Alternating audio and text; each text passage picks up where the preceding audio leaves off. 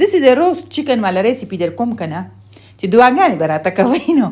او تاسو به هوټلونو کې دا شی ډېر خوړلی که نه خو دا هغې نه هم زیات مزېدار دی د مچھلي بس واسمه هم پرې ورکېږي د روست چکن مې جوړ کړی دی او ورسره به سپین دال ماش پخو بغیر د مسالو نه خو ذایقې کې به یې هیڅ کمپرومایز نه څه کمی به پکې نه ما تاسو سره د دال ماش سمې ډېرې ریسیپیانې شیر کړي دي که نه خو که نور رانه غواړي مسالېدار نو بیا راته کمنټ کې وایي خو دا به بالکل سپین پخېږي نو دلته ما چې دی د چرګې غوښې غټ غټ پیسونه واغستو لکه یو فل چرګه ده که نه دغه بیا ما ووینځل هغې کې دې چرګې غوښې کې ما کټ سم لګولي چې کله مې ووینځل بیا ما دې کې لږ اوبه واچولې او پکې مې مالګه او سرکه واچوله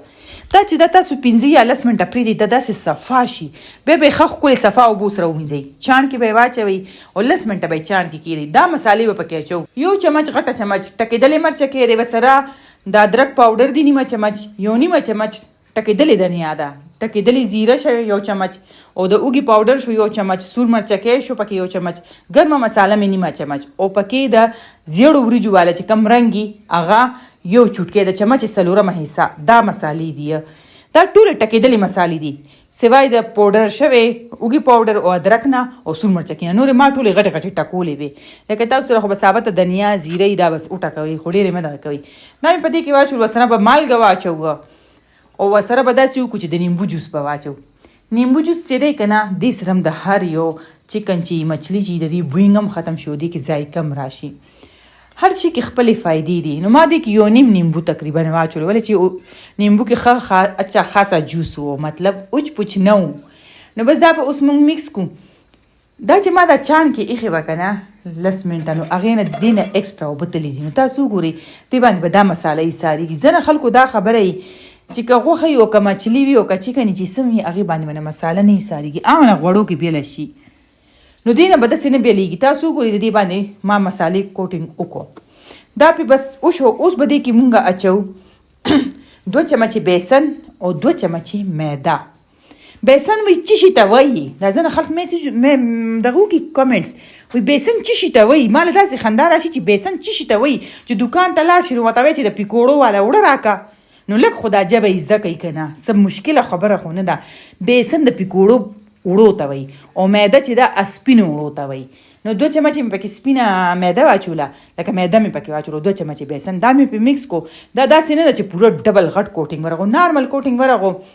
دی باندې به ډکن کېدو مونږ وله غوړي ګرم کو اخوا مې غوړي ګرمولو ته کیم خو دلته ما کوکینګ آیل لږ شانتې واغستو او هغې کې ما یو چوپ شوی پیاز واچولو مونږ به دلته سپین دال ماش باندې کو دا به پخېږي مونږ به بیا چکن سور کو نو دا پیاز به مونږ ډېر نه سور کوو چې دا به په سور کولو راځي لکه د ده کچه ذایقه ختمه شي نو دې کې به مونږ دال ماش واچو دال ماش چې دی یو غټ کپ ما نیمه ګنټه 40 منټ شو چې خوشت کړی و دا به خامخا خوشت کوي بیا به یې کلک کلک ووینځئ بیا به د دال دوګنه اوبه ور واچوئ چې څومره دال و که نه هغې نه به ډبل اوبونه لږې شانتې زیاتې مې ور واچوي او زیره مې ور واچوله زیره پاوډر مې ور واچول نیمه چمچ او مالګه به ورسره واچو پکې به کړې ژوندۍ مسالې مطلب دې ته کړې ژوندۍ مسالې وایي که نه لکه د دارچیني شوه لونګ شو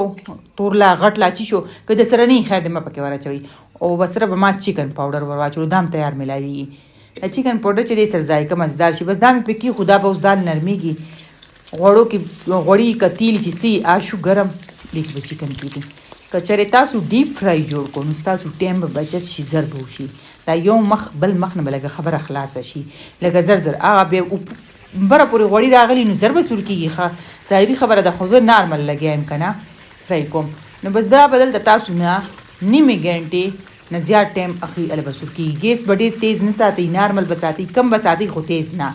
ځکه چې دا به موږ دننه پورې پخو یو بله ریسیپي تاسو له ما در کړې وه دغه شانته چې کله چکن فرای شو د هغې لکه چې کوم مسالې بیا ډیفرنټ وي نو بیا موږ اوچت کو بیا موږ کړی چې نه غوړي لرې کو بیا ما کړی کړی کې کېښو په منځ کې مې پکې کوله بله که کېښو لاندې مې پترې کېښو